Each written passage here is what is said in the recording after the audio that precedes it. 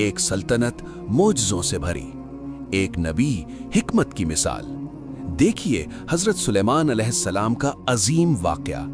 اللہ نے حضرت داؤد علیہ السلام کو ایک بیٹا عطا فرمایا جس کا نام سلیمان رکھا گیا، جو آگے چل کر عظیم نبی اور بادشاہ بنے۔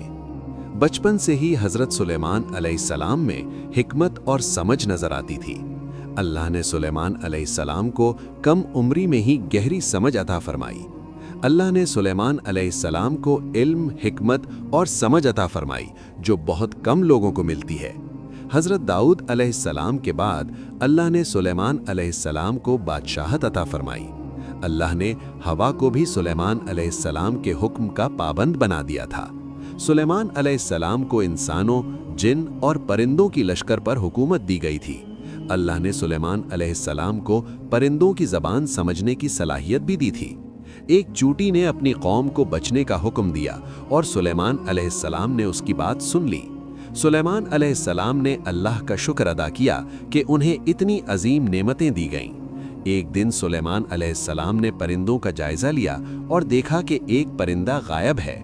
ہدہد پرندہ موجود نہیں تھا، جس پر سلیمان علیہ السلام نے حیرانی کا اظہار کیا۔ ہدہد واپس آیا اور ایک عجیب قوم کی خبر دی جو اللہ کو چھوڑ کر سورج کی پوجا کرتی تھی۔ ہدہد نے بتایا کہ ایک ملکہ ہے جسے بڑا عظیم تخت حاصل ہے۔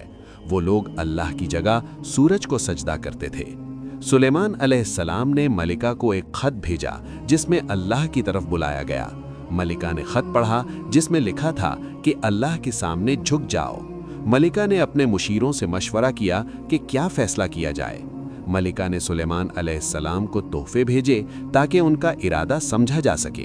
سلیمان علیہ السلام نے فرمایا کہ جو اللہ نے دیا ہے وہ کسی بھی تحفے سے بہتر ہے۔ سلیمان علیہ السلام نے پیغام بھیجا کہ حق کو قبول کرو ورنہ نتیجہ سخت ہوگا۔ ملکہ نے فیصلہ کیا کہ وہ خود جا کر سلیمان علیہ السلام سے ملاقات کرے گی۔ ملکہ کا قافلہ لمبا سفر طے کرتا ہوا سلیمان علیہ السلام کے ملک کی طرف بڑھا۔ سلیمان علیہ السلام نے ملکہ کے آنے سے پہلے ایک عجیب امتحان کا پلان بنایا۔ سلیمان علیہ السلام نے پوچھا کہ کون ملکہ کا تخت سب سے پہلے لا سکتا ہے۔ ایک طاقتور جن نے کہا کہ وہ تخت جلدی لا سکتا ہے۔ ایک علم رکھنے والے شخص نے کہا کہ وہ تخت پلک جھپکنے سے پہلے لا سکتا ہے۔ اللہ کے حکم سے ملکہ کا تخت فوراً سلیمان علیہ السلام کے پاس آ گیا۔ سلیمان علیہ السلام نے فرمایا کہ یہ سب اللہ کی طرف سے امتحان ہے۔ سلیمان علیہ السلام نے تخت میں تھوڑی سی تبدیلی کر دی تاکہ ملکہ کی سمجھ کا امتحان ہو۔ ملکہ سلیمان علیہ السلام کے محل کے قریب پہنچ گئی۔ ملکہ نے تخت کو دیکھا اور کہا کہ یہ بالکل میرے تخت جیسا لگتا ہے۔ سلیمان علیہ السلام نے ملکہ کو ایک عجیب محل دکھایا جس کا فرش شیشے جیسا تھا۔ ملکہ نے سمجھا کہ فرش پانی ہے اور وہ حیران رہ گئی۔ ملکہ کو سمجھ آ گیا کہ یہ ایک عظیم معجزہ اور حکمت کا نشان ہے۔ ملکہ نے حق کو پہچان لیا اور سچائی کو قبول کیا۔ ملکہ نے کہا کہ میں اللہ پر ایمان لاتی ہوں جو سب جہانوں کا رب ہے۔ سلیمان علیہ السلام نے اپنی سلطنت میں انصاف کو قائم کیا۔ جن بھی سلیمان علیہ السلام کے حکم سے عمارتیں بناتے تھے۔ اللہ نے سلیمان علیہ السلام کو ایک عظیم اور برکت والی سلطنت عطا فرمائی۔ سلیمان اپنی سلطنت کے تمام معاملات کو حکمت کے ساتھ چلاتے تھے۔ ان کی حکومت میں لوگ امن اور سکون سے زندگی گزار رہے تھے۔ اللہ نے سلیمان علیہ السلام کو جانوروں کی زبان سمجھنے کی بھی صلاحیت دی تھی۔ اتنی طاقت کے باوجود سلیمان علیہ السلام اللہ کا شکر ادا کرتے رہتے تھے۔ جن سلیمان علیہ السلام کے حکم سے مشکل کام بھی انجام دیتے تھے۔ سلیمان علیہ السلام کے دور میں عظیم عمارتیں بنائی گئیں جو حسن اور قدرت کا نشان تھیں۔ سلیمان علیہ السلام کا تخت عظیم تھا مگر وہ ہمیشہ اللہ کو یاد رکھتے تھے۔ سلیمان علیہ السلام جانتے تھے کہ یہ سب اللہ کی طرف سے ایک امتحان ہے۔ ہوا بھی سلیمان علیہ السلام کے حکم سے چلتی تھی۔ ان کی لشکر میں انسان، جن اور پرندے شامل تھے۔ سلیمان علیہ السلام علم اور حکمت کو بہت اہمیت دیتے تھے۔